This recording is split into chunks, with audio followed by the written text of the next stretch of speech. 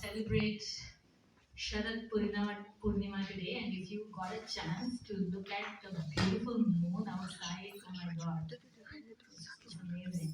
You can only imagine how it's been in the forest of Vrindavan. So this is really the end of rainy season, and then how it creates such a beautiful environment for the Lord to do his beautiful pastimes. His pastimes in Damodar month are most glorious because they are most intimate. It's intimate with his gopis, his Rasalila, and I think Panna Gopika Madhuri is going to sing Gopi Geet is just filled with a lot of nectar. I think the topmost love that one can experience in the world. That's what is expressed there, and also the Mother Ishwara. That's why the soul takes birth in this material world because they want to become God. They want to rule over certain things and control things. But the actual way of becoming Lord is to love Him intensely, so much so that Krishna is afraid of his mother. Like what more can one achieve? Like becoming more powerful than the God Himself. Of course, that's the coming up. One month, I'm sure our speakers are going to talk about different pastimes of month of Damodar. So I'm going to do two things. There's some beautiful visuals, and the credit does not go to me. They go to some devotees, and I'm just borrowing those visuals in the PowerPoint. And then secondly, there is a chapter in Shrimad-Bhagavatam, Canto 10. But here we're going to see the downpour of spiritual love, and whatever Lord experiences, He wants to shower it on us. So it's like the downpour or shower of mercy on us. Now, especially this month of Kartik, everything is 10,000 times more. Lord is more merciful. If we do a little bit of devotional service, it's going to multiply the benefits thousands and thousands of times. Okay, I want to begin with this picture here, and first go back to Srimad Bhagavatam, Canto 2, Chapter 8, verses 4 and 5.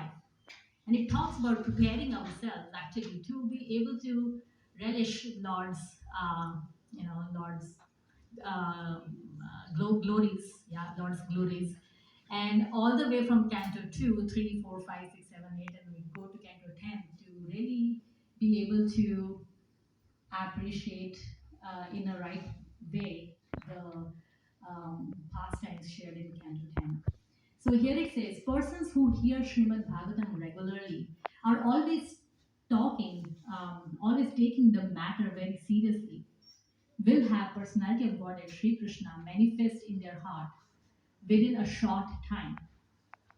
The sound incarnation of Lord Krishna, the Supreme Soul, enters into the heart of self-realized devotee. So a devotee, a conditioned soul, trying to be self-realized. And here is Krishna in the form of Bhagavatam, Vani. You see this name, Vani. Vani is any spiritual sound, whether Bhagavatam, holy name, and it comes through descending verses. So the sound incarnation, so there's a sound on the lotus, such as lust, anger, and hankering. Autumnal rains upon pools of muddy water. This is also the rain that we're talking about here, downpour of rain. So you see that there is an ocean here with the love towards Guru Padashra. That's a love towards a guru, spiritual master, and the rain. When the rain falls on the muddy water, it cleanses it. It cleanses the water and makes it very clear. So similarly, the rain of spiritual sound vibration from the right source entering through the ear into the heart of of the the living entity cleanses these. Let me show this picture. Okay, it's cut up here. Lust, anger, greed, hankering. So that's what is written on this side. So initially it was covering the soul fully, but now it has moved to the side, and slowly it just you know becomes fully cleansed. Okay, so how is this possible? As I said, the devotees of the Lord are very merciful. So the mercy of the Lord is carried by the devotees of the Lord, like Srila Prabhupada. So here, well-situated devotees of the Lord. So how do they become well-situated? Because they refrain from materialistic sense enjoyment, for they are attracted by the beauty of transcendence. So you see, after the lakes are cleansed of muddy mud, this is the beauty of transcendence. Such beautiful peacocks and animals and flowers. So I have a couple of slides. So just absorb yourself in the beauty of the transcendence. You see here. This is Krishna with eyes of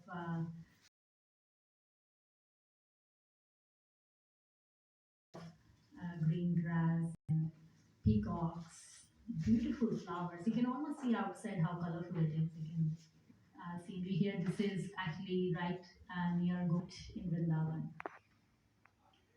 These are with the parrots, and so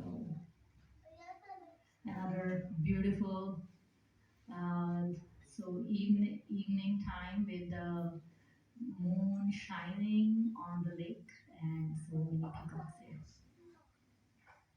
I'm not sure if the colors, yep, they're pretty good over there. Okay, so how is Lord Krishna? He's like a rainbow in a cloud, in the sky. So light is it appears in the midst of rainbow that has no spring. Its appearance is compared to the appearance of the Supreme Lord or his servant in the midst of material atmosphere. So Lord appears, even there is thunder and clouds, and that's actually the beautiful scene to have this to see the rainbow right uh, during or before or after the rain starts falling. And this is in Chinese. I'm not sure if anybody here is from China, but it's like they are always ever fulfilled and they're always satisfied. This is a beautiful Chinese art depicting, these letters to be always satisfied. Again, another picture of can't catch, but it's beautiful. Its presence is, or string is referred to as guna, like no material modes are connected to the rainbow. So it's like, and here is Krishna. When Krishna appears before us in the midst of material interaction, he always remains unaffected, like a stringless bow. And he can disappear and appear like a bow, like a rainbow. And we have to, really see and in an angle to see the rainbow in a proper way. And then, but like there is appearance of Krishna himself, there's appearance of his servants, like Srila Prabhupada. They are also free from the material qualities of the material nature. So after the complete rainy season, the forest of Vrindavan was full of fruits like dates and blackberries ripening on the trees and bushes. So it's a harvest season where things have fully bloomed and fully matured and very tasteful. Krishna, along with his elder brother Sri Baladev and other cowherd boys of the vicinity, entered the beautiful forest accompanied by cows to display transcendental pastimes with his eternal friends. So such a neat painting, my goodness. There is cows and Krishna sitting here, Baladev. So a lot of pictures here of Krishna's beauty and how he attracts the mind of all these cows.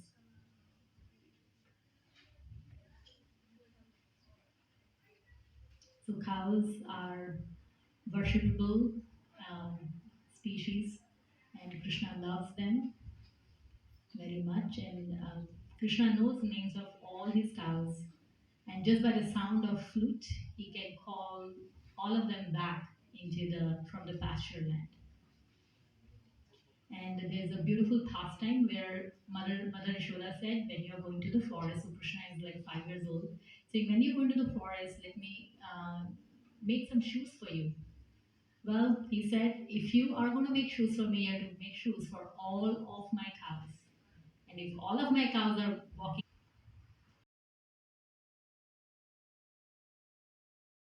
once in 4.32 billion years, and I'm sure 1 month is less to even just deeply absorb in them, you know, even read them in a proper, in a proper way. There's so many pastimes, and there's so many Vaishnavas who now this is in Vrindavan, Kusum Sarovar. It is a beautiful place at Govardhan, and there's so many Vaishnavas who gather together, and all they do is just hear the sound vibration of Krishna's pastimes, and slowly, the sweetness. They just feel the sweetness of it, and of course, here very exalted devotees. Krishna enacts his pastime in their hearts. So these are the six Goswamis of Vrindavan. They have various temples there. Their heart was so much connected to the Lord that they were not reading the pastimes, but the pastimes of the Lord were revealed to them in their self. What are the pastimes of the Lord? Incarnation of Krishna in the pastime of his, why he appeared, and but one of the reasons he appeared is to give this love that these devotees are experiencing for Krishna to all of us through the chanting of the holy name.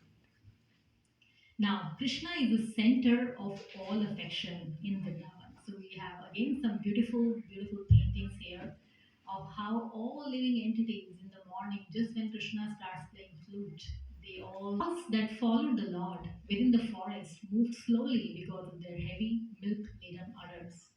But when the Lord called them by their specific names, they at once became alert, and as they hastened towards the Lord, their milk bags overflowed and poured milk on the ground because of affection of the Lord. The cows of Vrindavan, very affectionate towards the Lord. There's so many pastimes. Even when Krishna was very young, he would hold the tail of the cows, and the cows would take him around, and everywhere cows and some more cows. So in the spiritual world, Krishna tends to thousands and thousands of cows. Of course, these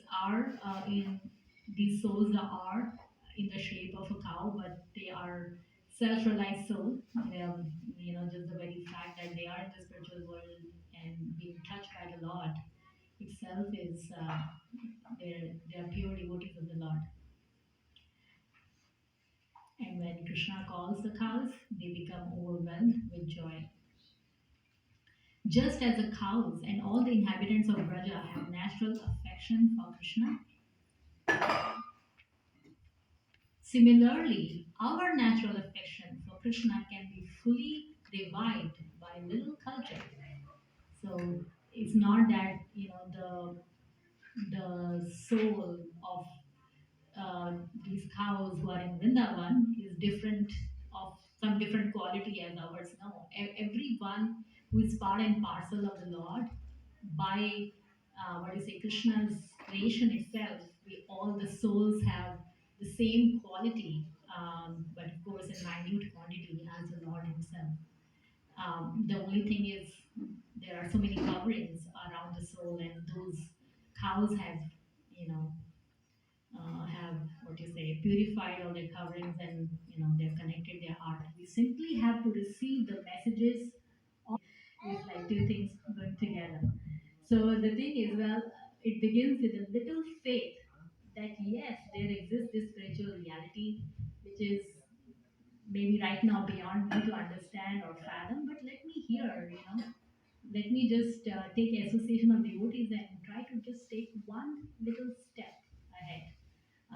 Especially, many of us who are from India who took that leap of faith, taking that first flight to US. We did not know what to expect here. We had some attraction and some faith, right? So it's just that it's that leap of faith. Take that first flight to the spiritual world. Having a slight faith in reading scriptures and hearing the messages. And then, so it's like if I can use a project management term, they call it Scrum, like the circular. You start with an idea, you prototype it, you test it, do a small bit, then go to the next one, then go to the next level till you have fully developed everything. So that's the process here. Start with something small, experience it. And Lord is so merciful that even if we take one little step forward, He will surely give us an experience which we will feel like in every cell of our body, and we'll feel that yes, I got something. And that tiny experience will take us to the next step and the next step. And so, yeah, there is no rules and there's no at home, outside, anywhere for the affection of living being of the Lord. Flow of one's natural affection begins to glide towards the Lord. The progress of this flow, one becomes more and more self-realized in various relations with the Lord. The Lord is the center of all affection of all living beings, who are all His parts and parcels. When the flow of natural affection of the Lord is clogged by desires to imitate His Lordship, one is said to be in Maya or illusion. Maya has no substantial existence, but as long as its hallucinations go on, their reactions are left. The Lord, by His causeless mercy, displays the reality of life so that our hallucinations may be completely dissipated. So this hallucination word is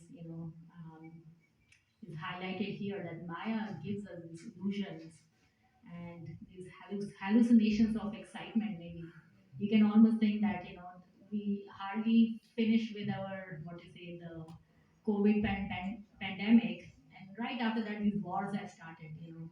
Ukraine war, and now this all this Islam. What do you say? Palestine, Israel, Hamas. So much confusion going on. Like, have people not understood? Leaders not understood. Like, what is left already? The world is recovering from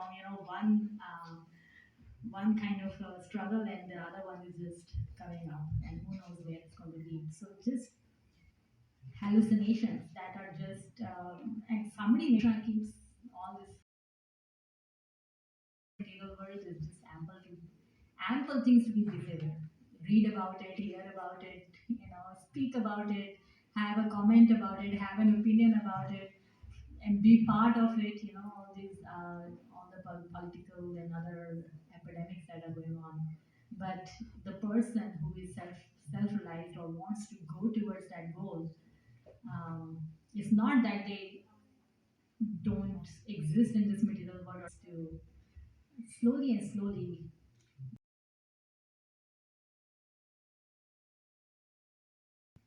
And Krishna is soul of Vrindavan. All inhabitants of forest, both animate and inanimate, were eager to receive him. He saw that the flowers of the forest, all fully blossoming, were weeping in ecstasy. So flowers weeping in ecstasy. You can only imagine what a picture one can draw about it. Honey flowing down their petals. The waterfalls on the hilly rocks were gladly flowing, and one could hear sweet sounds from the caves nearby. So just take 2 seconds to absorb sounds coming from the caves, waterfalls from the hills, and honey getting dropped from the petals, which who are feeling ecstasy that Krishna is coming into the forest. So spiritual consciousness of every species of life is fully displayed in the spiritual world. So land, water, hills, trees, fruits, flowers of Vrindavan, everyone is feeling ecstasy of Krishna, coming to the forest. Some more paintings. So all the birds, trees, fruits, etc. are Krishna's energy. The Lord has multifarious energies, and therefore the Lord and his energies are identical. So Krishna is the energetic, and then he has all the energies. So what's the difference between material and spiritual energy? So material energy, this picture just like provides all the elements to keep them busy. Krishna, therefore Krishna is called Kaivalya. Spiritual energy is superior because without its contact, material energy cannot produce anything. So this Krishna's spiritual energy, it just kind of empowers or contacts the material energy to function. So that's what is shared here. So for example, the electricity is the same. It can help turn water into ice, or it can turn water into a steaming, boiling water. The same energy, electric energy. So that's the description. I will skip this one. Long text here. Beautiful pictures again. And Krishna is reciprocating with the feelings of inhabitants of Vrindavan who have understood. So all these souls out there, they have understood Krishna's material energy, spiritual energy. They have all the knowledge of the entire world. So now their further description of their pastimes with the Lord, that when there was rainfall, Krishna took shelter at the feet of the trees or in the caves. So the trees felt very ecstatic that they could serve Krishna, or the caves felt that their life was fully used because Krishna took shelter there. Yes, they are working. What he's doing, he's playing with his friends. He's playing with them. He's sitting good time, and I think like children or some, and we have a natural tendency to be playful and to have joy in life. So that's coming from the Lord Himself. He's so joyful, and He wants all living entities to experience joy.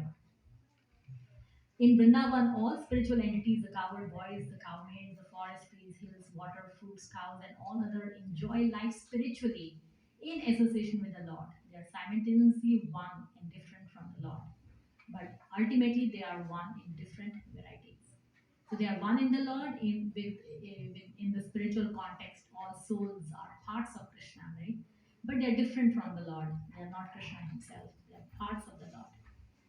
And so this is the end of this beautiful picture. So with these beautiful pictures in your mind, where are you want to create one of your point is picked up from some of these text, and some of them are just nicely flowing. So we're going to just sing a little bit to set the tune of what's going to be played in the background.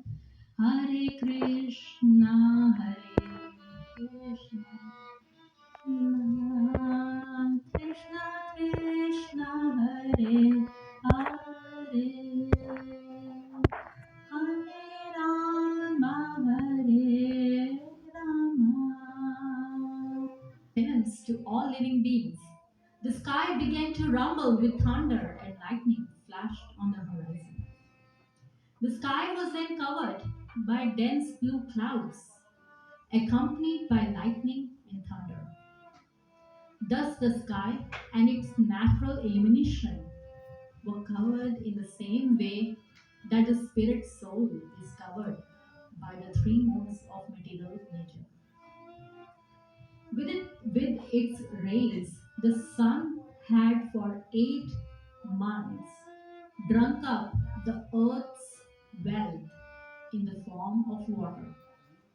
Now that the proper time had arrived, the sun rain. That's what I mentioned. Flashed just like for the pleasure of this world. The earth had been emaciated by the summer heat, but she became fully nourished again when moistened by the god of rain.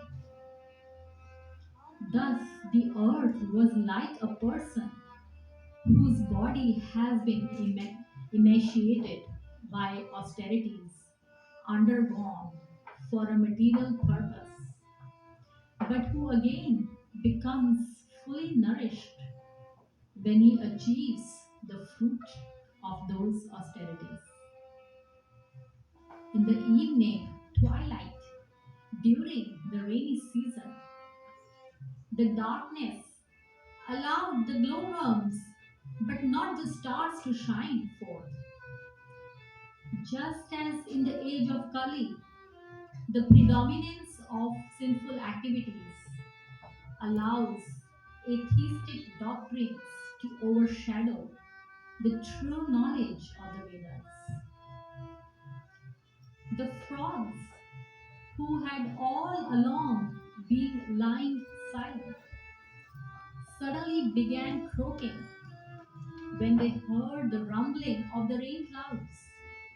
In the same way that Brahmana students who perform their morning duties in silence begin reciting their lessons when called by their teacher. With the advent of the rainy season, the insignificant streams, which had become dry, began to swell and then strayed from their proper courses, like the body, property, and money of a man controlled by the urges of his senses. The newly grown grass made the earth emerald green. The Indra other colors and who has and then this Indra group of white mushrooms.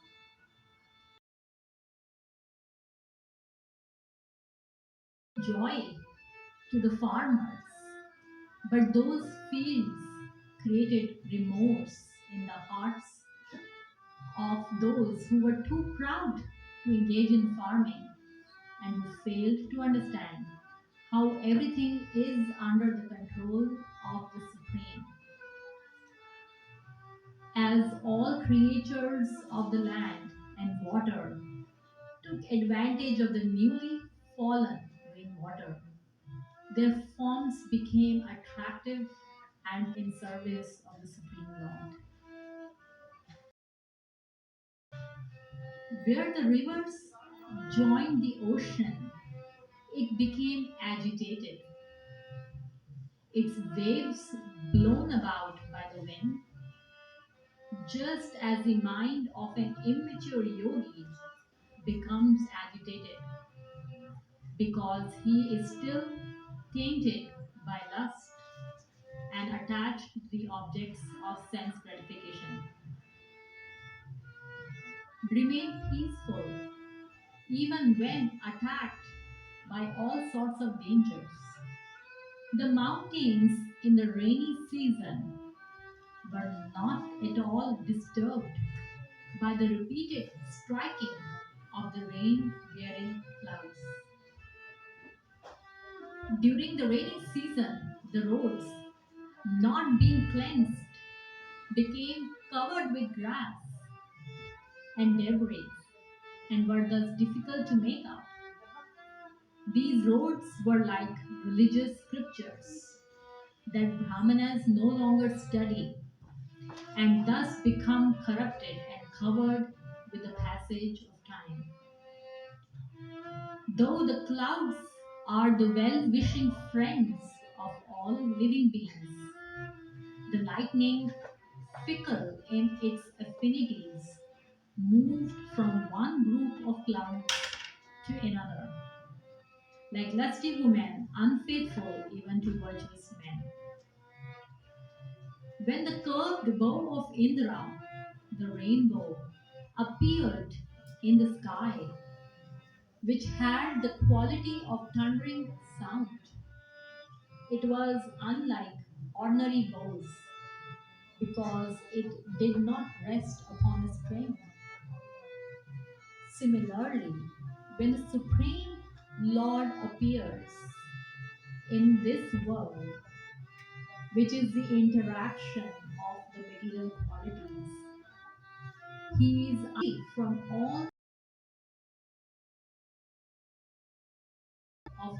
material conditions.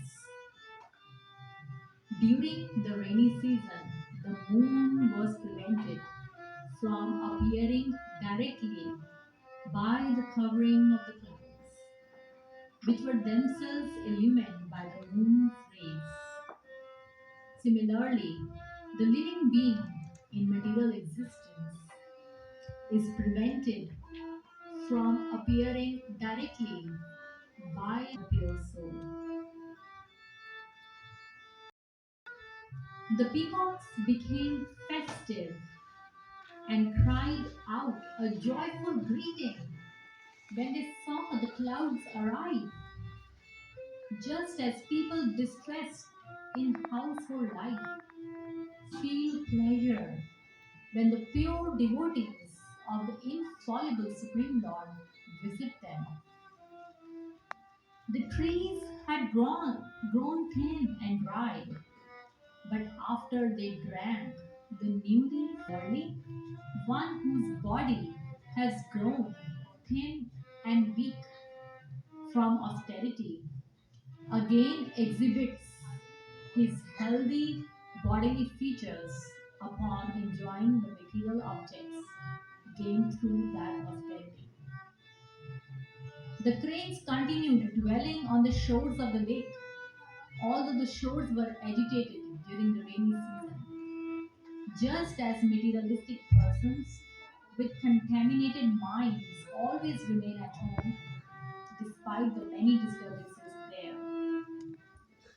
When Indra sent forth his rains, the flood waters broke through the irrigation dikes in the agricultural fields.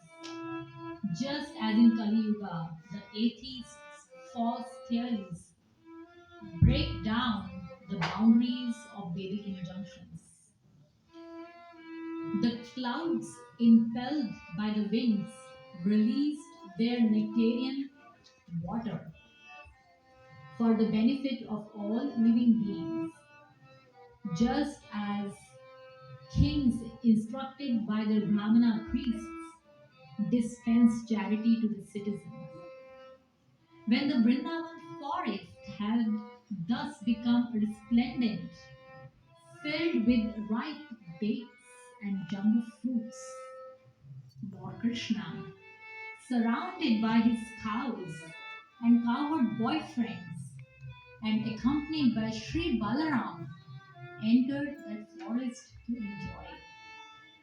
The cows had to move slow for him, causing their udders to become the trees dripping sweet sap and the mountain waterfalls whose resounding indicated that there were caves nearby.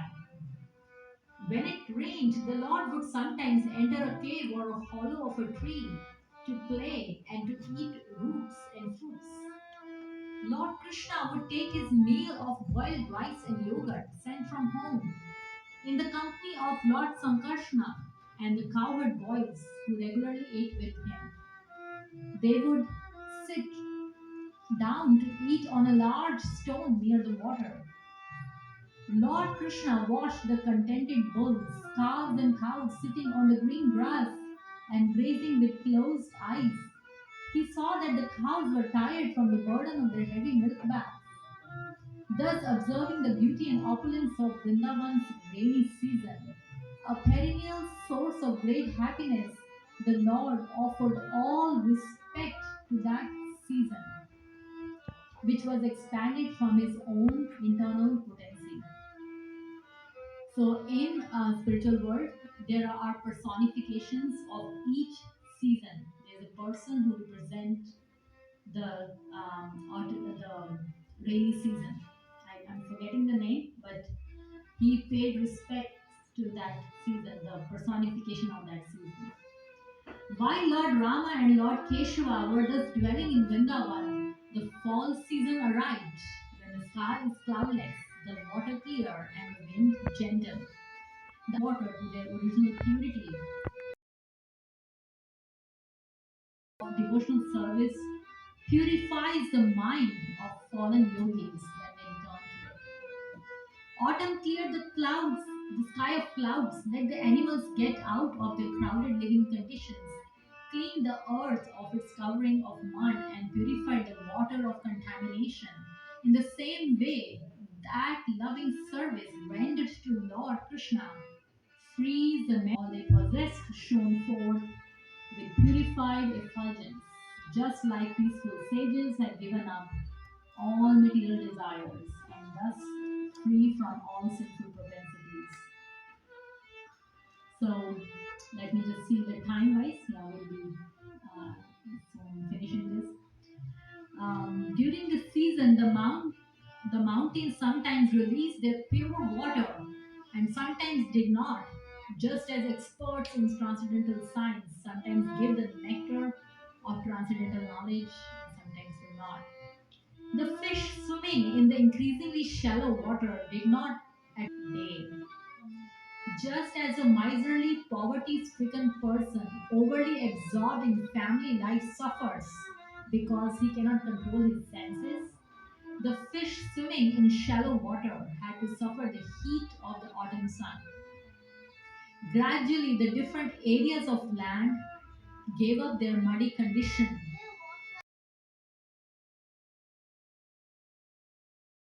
that sober sages gave up egotism and possessiveness.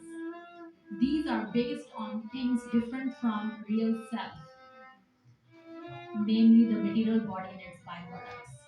With the arrival of autumn, the ocean and the lakes became silent, and their water still, just like a sage who has desisted from all material activities and given up his recitation of Vedic mantras.